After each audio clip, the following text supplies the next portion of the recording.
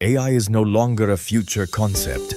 It is already changing how businesses operate, how people work, and who controls technological power.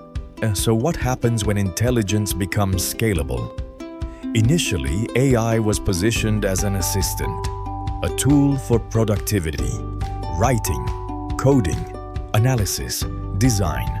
But tools that dramatically improve efficiency often reshape industries. AI is especially effective at repetitive, structured, and pattern-based work. Customer support, data entry, basic analysis, content generation. This changes labor economics. Businesses adopt AI because it improves output, faster workflows, lower marginal costs, scalable intelligence. In competitive markets, efficiency becomes survival. AI doesn't simply erase all jobs overnight. More often, it changes workflows. Some roles shrink, others evolve. New roles emerge. The most powerful layer of AI may not be the chatbot. It is infrastructure, compute, chips, data centers, models. Whoever controls infrastructure controls leverage.